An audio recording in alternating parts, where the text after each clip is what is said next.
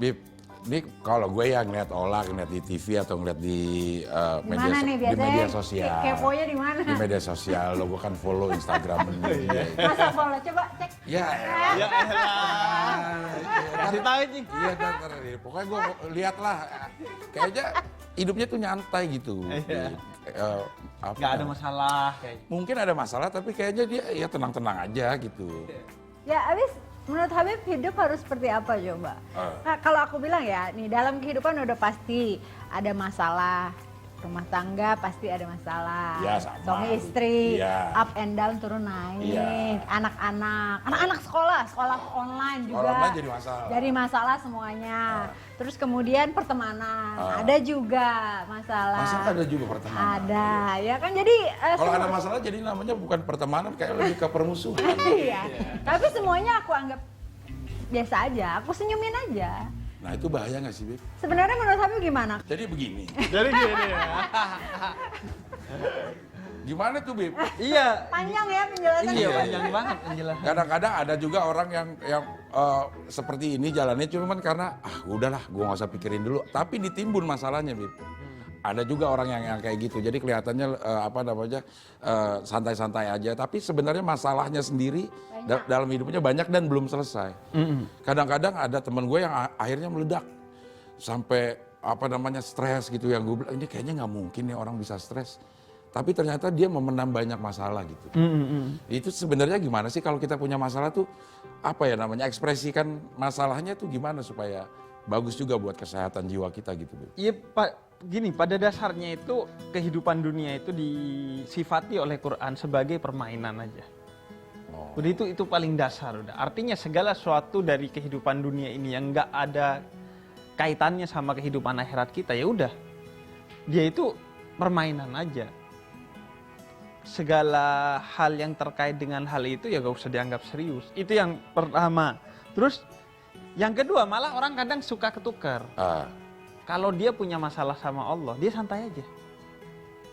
Tapi kalau dia punya masalah sama manusia, dia justru kepikiran gitu, stres gitu. Itu kebalik ya.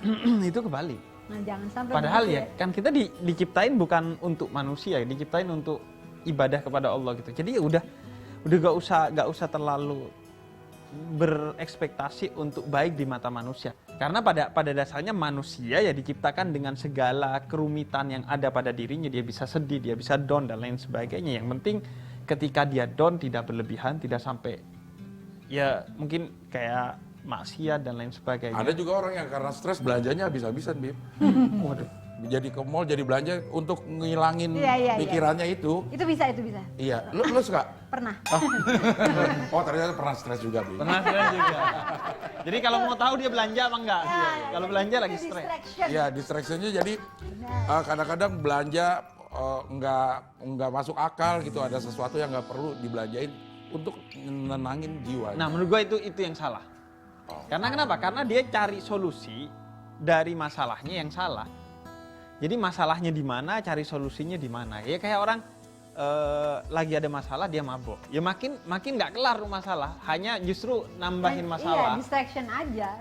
Ujung-ujungnya seharusnya itu Allah yang menyelesaikan masalah lu. Nah, Allah itu kemudian bersemayam di balik nilai-nilai kemanusiaan. Jadi ketika lu ada masalah, lu bersama dengan nilai-nilai berbagi kepada manusia, berlebihannya dalam hal itu akan bikin suasana akan jadi baik. Sama itu juga Jing, soal temen. Apa? Kalau menurut gua temen tuh gak perlu maksimalis gitu, minimalis aja. Nggak perlu banyak temen. Gak perlu banyak. Gak perlu quantity ya, Iya. quality. Tapi kan ada yang bilang satu musuh itu udah kebanyakan, 1.000.000 temen itu masih kurang. Iya, kalau temen yang baik gitu. Artinya jangan bernafsu ngejar temen banyak, tapi akhirnya kualitinya gak kekontrol gitu. Ya, jadi berteman juga secukupnya. Secukupnya, termasuk kalau menurut gue di media sosial. Kayak gue penonton di YouTube atau followers di media sosial, berusaha untuk nggak dibanyak-banyakin gitu, nggak melakukan berbagai hal untuk banyakin followers atau viewers gitu. Karena yang penting viewers atau followers yang satu frekuensi sama kita, sehingga ketika ada sesuatu dia nggak menghujat kita, dia mengerti kita karena udah satu frekuensi gitu. Kalau banyak kan random, misalnya collab sana sini, penontonnya itu ikut di kita, di kita semua, nggak ada soliditasnya. malah jadi ngeribetin diri sendiri. Ngeribetin diri Nggak sendiri, dia sepaham minta soalnya. ini, minta itu. Iya. Kalau lo suka kepancing gak sih kalau ada orang belanja atau beli barang terus ngeliat lucu ya dia gitu, gue pengen Enggak, aku tuh suka searching atau mencari barang-barang yang orang belum ada. Jadi orang belum Nggak harus punya, mahal, kan? nggak harus mahal. Jadi aku suka yang orang belum punya, orang belum ada, malah ya, itu yang aku cari. bahkan Buat orang apa belum tuh? jual.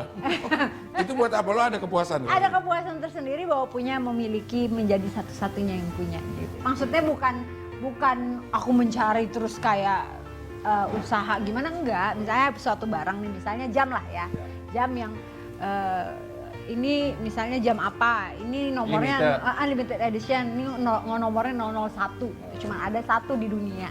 Nah something seperti itu gitu loh, bukan aku mencari gimana gitu, enggak. Gitu loh Beb, Gitu. paham nggak Beb? Paham nggak? Gue enggak. Allahu Akbar. Ya minum dulu deh, gue kayak udah ini deh. Loh, ini yang mana? Olah yang mana Mas? Kopi latte. Kamu kan katanya yang pengen yang berwarna. Berwarna ya. Kamu biar berwarna. Bener kayak hidup gue flat ini.